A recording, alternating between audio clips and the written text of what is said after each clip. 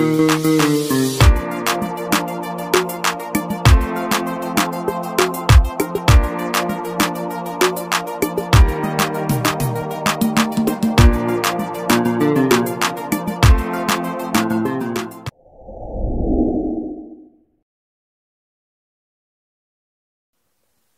soit le Seigneur, alléluia. Nous sommes très contents d'être là dans la présence du Seigneur. Samedi, j'ai eu une vision. Dans cette vision, le Seigneur mettait sur un mur un médicament et il y avait cet étui de médicaments et juste en face de cet étui était marqué le psaume chapitre 8, versets 6 à 8. La personne qui me montrait l'image disait qu'en fait, nous devons prendre ce texte comme ceux qui prennent ce médicament. Bien aimé, ici, ce sont des images. Nous savons déjà que le fer et le magnésium peuvent causer des troubles même au niveau neurologique, même au niveau psychique. On peut être de mauvaise humeur quand on manque de fer. On peut être très fatigué quand on manque de fer. Moralement, on peut être très perturbé aussi. Amen. On peut être angoissé quand on manque de fer. Donc, je ne parle pas exactement du fer. Ici, ce sont des images que Dieu donne par rapport à notre état. Comment nous sommes guéris quand nous sommes dans cet état physiologique de manque de fer et de magnésium. Et le Seigneur met en parallèle la parole de Dieu. Psaume chapitre 8, versets 6 à 8. Donc, si vous voulez connaître le contexte, vous pouvez lire à partir du verset 5. Vous saurez de qui ça parle. Tu l'as fait de peu inférieur à Dieu. Et tu l'as couronné de gloire et de magnificence. Tu lui as donné la domination sur les œuvres de tes mains. Tu as tout mis sous ses pieds. Les brebis comme les bœufs et les animaux des champs. Amen. Bien-aimés, nous pouvons avoir deux lectures en ce qui concerne ce texte. Nous avons une lecture qui est perpétuelle, mais une lecture aussi qui nous concerne, toi et moi. En lisant ce texte, nous pouvons dire que Dieu a fait de nous de peu inférieurs à lui, et il nous a couronnés de gloire et de magnificence. Nous pouvons faire de ce texte cette lecture littérale, cette lecture historique. Mais si nous rentrons dans le sens imagé, allégorique de ce texte, nous pouvons aussi dire que ce texte ici parle de Jésus. Nous avons Hébreux chapitre 1 qui parle de ça. Nous verrons ça plus tard. Bien aimé, Dieu a fait de nous, en tant que humanité, de peu inférieurs à lui, et il nous a couronnés de gloire et de magnificence. Vous allez me dire, mais comment Dieu a fait de nous de peu inférieurs à lui, et il nous a couronnés avec tant de souffrance. Hier, j'avais mal au dos, j'avais du mal à marcher, j'ai des problèmes. Comment ce Dieu-là, il peut dire ce matin qu'il m'a couronné de gloire et de magnificence? Tu lui as donné la domination sur les œuvres de tes mains. Vous allez me dire, mais je contrôle rien dans ma vie. Les choses qui se passent dans ma vie, je les contrôle même pas. J'ai aucun pouvoir pour les changer. Comment ça se fait que ce matin, Dieu peut me dire à moi que il m'a donné la domination sur les œuvres de ses mains? Tu as tout mis sous ses pieds. Vous allez dire, mais c'est vrai. Pour Jésus, oui, il a tout mis sous ses pieds parce que c'est ce que dit la parole de Dieu. Mais pour moi, il n'a pas mis tout sous mes pieds. Je refuse. Les brebis comme les bœufs et les animaux des champs. Amen. Bien-aimés, dans cette soumission, dans cette gloire que Dieu donne à l'homme, Dieu ne laisse rien au hasard. Dieu soumet toutes choses à l'homme. Et bien aimé, cette parole ici ne concerne pas que Jésus. Selon la lecture spirituelle, cette parole concerne Jésus. Mais si on rentre dans la lecture historique, cette parole nous concerne. Parce que Dieu a dit cette parole à Adam et Ève. Quand Dieu a tout créé, il a tout donné sous la domination de l'homme. Bien aimé, dis-moi, quand vous mettez au monde un enfant, qui donne le prénom de l'enfant? C'est l'enfant ou ce sont les parents? ce sont les parents qui donnent les noms. Donner un nom, bien-aimé, est synonyme d'avoir de l'ascendant, d'avoir du pouvoir. Amen. Ce n'est pas nous qui avons donné un nom à Dieu. C'est Dieu qui a révélé son nom. Amen. Donc nous ne commandons pas Dieu par nos prières ou par quoi que ce soit, ou par des méthodes. C'est Dieu qui révèle son nom, alors il a le contrôle sur son nom. Amen. C'est nous qui donnons les noms à nos enfants, alors nous avons le contrôle sur nos noms. Amen. Si tu donnes ton enfant le nom de difficile, ton enfant sera difficile. Si tu donnes ton enfant le nom de bienheureux, ton enfant sera bienheureux. Amen.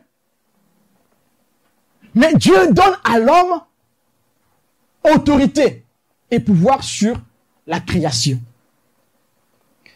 Dieu donne à l'homme, à Adam et Ève, le pouvoir de nommer. Nommer est un pouvoir.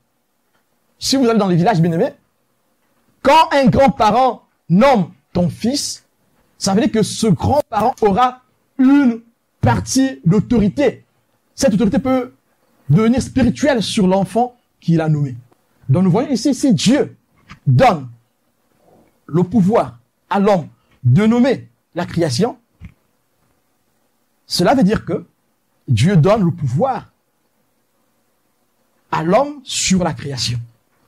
Et bien aimé, ce pouvoir que Dieu donne à l'homme sur la création n'a pas changé aujourd'hui.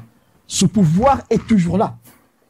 C'est nous qui l'avions perdu à la chute. C'est nous qui l'avions perdu quand nous avons désobéi. Mais, bien aimé, si nous acceptons de revenir sur le chemin que Dieu a frayé pour nous, bien aimé, nous allons retrouver ce pouvoir. Nous allons retrouver cette magnificence. Nous allons retrouver ce couronnement. Nous allons retrouver cette gloire. Bien aimé, nous voyons le parallèle entre le médicament et le texte. Mais quel rapport y a-t-il entre ce texte et le médicament? Le médicament vient pour redonner la santé à notre corps. Peu importe la maladie, le médicament vient donner la force au corps. Et si on reste sur le fer et le magnésium, le médicament vient donner la force. Si tu étais fatigué, tu vas retrouver la force. Même la fatigue morale. Ceux qui prennent des médicaments sur la déprime, sur la dépression, on leur donne du fer, du magnésium dans ce qu'ils prennent. Et le Seigneur avait déjà montré un produit comme ça, que les gens devaient prendre quand ils étaient fatigués moralement. Amen. Donc, quand tu es fatigué moralement, prends beaucoup de fer, prends beaucoup de magnésium. Ça va te rebooster sur ton moral et tu auras moins de pression, moins d'angoisse. Il veut montrer ce que peut faire la parole de Dieu dans nos vies si nous acceptons de prendre la parole de Dieu. Pourquoi j'appelle ça prendre la parole de Dieu? Pourquoi j'appelle ça accepter la parole de Dieu? Mais c'est parce que ici, il est écrit, il a fait de peu l'homme inférieur à lui. Et si nous parlons de Jésus-Christ dans ce texte, bien aimé, il a fait de peu Jésus-Christ inférieur à lui pour qu'il revienne ici sur terre prendre notre état. Jésus-Christ est Dieu. Jésus n'est pas inférieur au Père. Je ne vous dirai pas le contraire. Mais il fallait qu'il prenne notre état, qu'il vienne sur terre, prendre notre condition misérable, notre condition insignifiante. Il fallait qu'il accepte de mourir à la croix pour que nous ayons la vie. Alors le message que Dieu veut vous donner ce matin, c'est que si seulement vous acceptez que cet homme-là, qui est Dieu, qui a accepté de prendre notre enveloppe, vile enveloppe, éphémère enveloppe, venir sur terre, accepter l'ignominie. Si seulement vous acceptez cette personne-là de rentrer dans votre vie bien-aimée, alors vous retrouverez ce couronnement, vous retrouverez sa gloire, sa magnificence dans votre vie. Et votre vie, qui manquait de fer et de magnésium, sera reboostée par la présence de Jésus.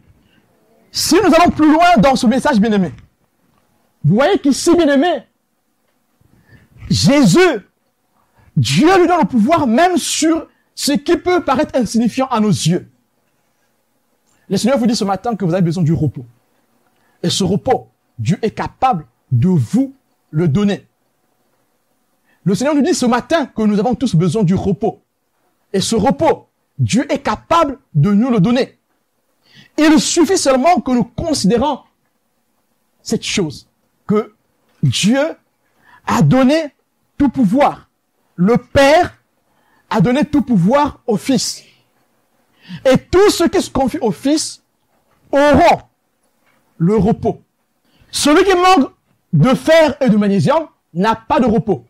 Bien aimé, il n'a pas de repos physique puisqu'il est fatigué ou elle est fatiguée.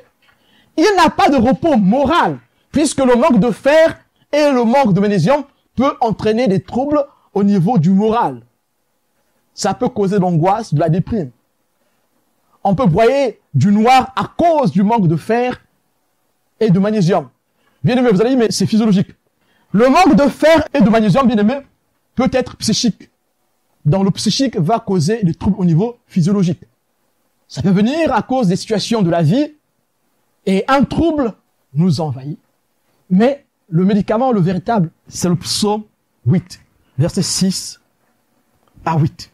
Lisons Matthieu chapitre 28, verset 18. Jésus, s'étant approché, leur parla ainsi. Tout pouvoir m'a été donné dans le ciel et sur la terre. Dites-moi, mes sœurs, qu'est-ce qui arrive dans votre vie que Dieu est incapable de résoudre? En fait, c'est ça le message que Dieu vous donne à vous deux ce matin et à nous tous en général. Qu'est-ce que Dieu est incapable de résoudre dans vos deux vies? Rien. Peu importe la chose dans laquelle vous passez aujourd'hui, le Seigneur donne ce message pour vous. Tout pouvoir m'a été donné dans le ciel et sur la terre, dit Jésus. Jésus dit ce matin que tout pouvoir lui a été donné dans le ciel et sur la terre. Tout pouvoir lui a été donné sur vos vies. Il est capable. Rien ne lui résiste. Alors, je peux vous assurer que aucune situation qui soit présente ou qui se présentera dans votre vie ne soit résolue par le Seigneur. Parce que tout pouvoir lui a été donné sur les hommes, sur les anges, sur le monde des esprits, sur le monde des vivants. Tout pouvoir lui a été donné dans le ciel et sur la terre. Tout pouvoir. Et même les détails qui peuvent paraître insignifiants dans vos vies, Dieu en prend soin. Bien-aimés, même les détails qui peuvent paraître insignifiants dans nos vies, Dieu en prend soin. Alors, si tu dis, bon, là, j'ai un entretien d'embauche, bon, Dieu ne s'occupe pas de ça, moi, je vais vite étudier et puis comprendre mon métier et puis c'est bon. Bien-aimé, soumets cette chose entre les mains du Seigneur et Dieu agira. Au travail, tu n'arrives pas à faire quelque chose. Tu n'as pas d'idée, tu ne sais pas comment résoudre le problème. Tu peux encore prier et dire, Seigneur, oui, tout est soumis. Alors, inspire-moi. Tu auras l'inspiration. Ce que Dieu nous dit ce matin, nous devons juste accepter cette parole. Nous la faisons nôtre. Si elle devient notre parole, bien-aimés, nous allons rentrer dans cette bénédiction. Les portes qui sont fermées dans nos vies, Dieu va les ouvrir parce que c'est dans sa volonté. Amen. Et dans cette vision, Dieu disait, comme Dieu a donné à l'homme ce médicament, Dieu a aussi donné ce texte pour la guérison. Vous devez prendre ce texte comme vous prenez ce médicament. Ce médicament, on prend, on le boit. Si c'est en comprimé, on prend avec de l'eau ou on l'écrase. Si c'est en liquide, on met dans la bouche, on l'avale. Et quand on avale ce médicament, bien aimé, ce médicament fusionne avec notre sang. Il rentre dans le sang et dispatche ses principes actifs. Et nous sommes guéris et nous avons la force. Si nous acceptons de boire le psaume, chapitre 8, versets 6 à 8, ce psaume aussi va rentrer dans notre sang. Ça vous paraît bizarre ce matin, mais c'est vrai. Quand Dieu agit dans le monde spirituel, cela se voit dans le monde physique. Vous allez voir les gens qui étaient déprimés ne le sont plus. Les gens qui étaient colériques ne le sont plus.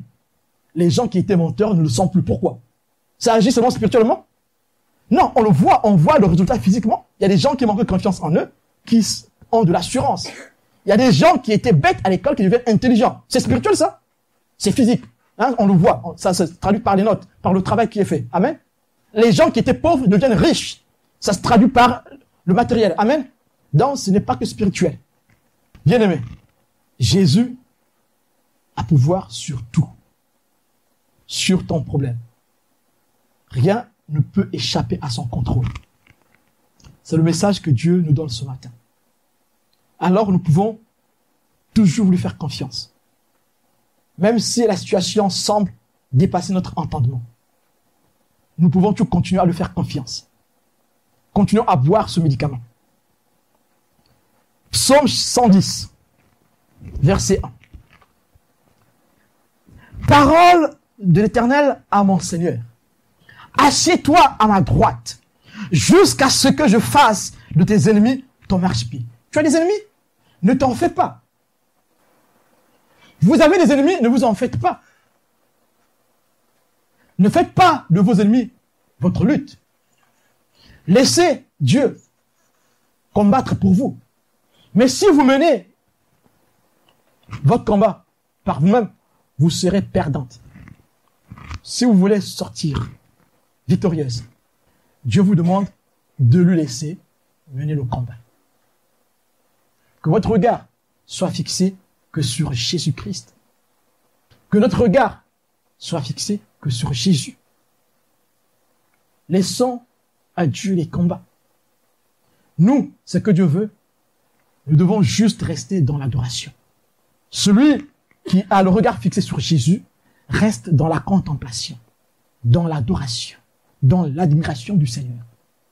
Pendant que nous sommes dans la contemplation, dans l'admiration, dans l'adoration, Jésus sera en train de mener le combat pour nous. Et ce matin, c'est ce que Dieu veut que nous fassions tous. Laissons à Dieu cette charge. Celui qui manque de fer est fatigué. Celui qui manque de fer manque de repos. Mais celui qui boit le médicament, qui est la parole de Dieu, aura le repos en lui. Tous les détails de sa vie seront entre les mains du Seigneur. Bien-aimé, même pour l'éducation des enfants, même pour tout ce que vous voulez, bien-aimé, aucune chose Dieu mettra à part, Dieu mettra de côté. Toutes les choses, bien-aimés, laissez-les entre les mains du Seigneur. Car il dit, assieds-toi à ma droite, jusqu'à ce que je fasse de tes ennemis ton marchepied. Dieu est capable. Si ça ne va pas, ne pleure pas auprès des hommes, va auprès de Jésus. Ouvre-lui ton cœur. Dis, Seigneur, donne-moi ton médicament. Je viens pleurer auprès de toi. Donne-moi ton médicament. Bien-aimé, demande ce médicament. Écoutez ce que Dieu dit. Genèse 9, verset 2. Vous serez un sujet de crainte et d'effroi pour tout animal de la terre, pour tout oiseau du ciel, pour tout ce qui se meut sur la terre, et pour tous les poissons de la mer. Ils sont livrés entre vos mains. Cette bénédiction est vraie encore pour vous deux aujourd'hui et pour nous tous en général ce matin. À une seule condition, que nous acceptions que cette parole devienne notre nourriture. Nous serons un sujet d'effroi pour nos adversaires. Les animaux bien-aimés, ce sont nos adversaires. C'est ceux qui nous veulent du mal. Ceux qui veulent nous voir disparaître sur la terre des vivants. Ceux qui méditent le mal contre nous. Ceux qui se moquent de nous. ceux qui grincent leurs dents contre nous, ceux qui nous envoient des flèches la nuit comme le jour, ceux qui nous envoient des paroles méchantes pour nous détruire. Bien aimé, vous savez, vous pouvez devenir dépressif à cause des paroles. Et donc, les paroles tuent plus que les coups. Bien aimé, il y en a qui tuent leur femme juste avec des paroles, pas avec les coups. Hein. Il n'a jamais frappé sa femme, juste avec des mots là. Sa femme est KO. L'asile de fou, je sais pas où. Eh oui. Alors, bien aimé, certains, c'est avec des paroles de malédiction qui détruisent leurs enfants, bien aimés. Hein. Ils connaissent pas la connotation, la puissance des mots. Et les mots, bien aimés, font plus mal que les flèches, que les bombes. Mais Dieu dit qu'il nous donne la force, que nous serons un sujet de peur, de crainte, d'effroi.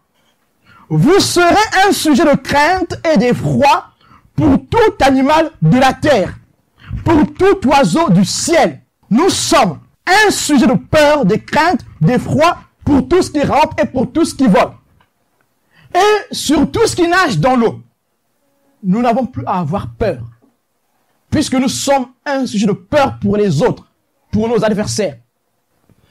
Bien-aimés, vous serez un sujet de crainte et d'effroi pour tout animal de la terre, pour tout oiseau du ciel, pour tout ce qui se meut sur la terre, pour tous les poissons de la mer. Ils sont livrés entre vos mains. Amen. Nous n'avons plus à trembler. Nous n'avons plus à avoir peur. Nous sommes entre de bonnes mains. Dieu veut juste que nous soyons féconds. Que nous acceptions de manger sa parole. De manger sa nourriture. De boire son médicament. Aucun de nos ennemis n'est fort devant Dieu. Tous sont faibles. Voilà pourquoi vous devez prendre ce médicament tous les jours. Voilà pourquoi nous devons prendre ce médicament tous les jours. Vous, moi, tous, nous avons besoin de ce médicament. N'allons pas chercher chez les Nganga, chez les féticheurs, chez les diseurs de bonne aventure. Non, le médicament est là devant nous. Le médicament est là avec nous. N'allons pas dans les sectes, n'allons pas dans l'ésotérisme, n'allons pas dans l'occultisme. La réponse est là. La parole de Dieu est notre médicament. Nous avons tout dans la parole de Dieu.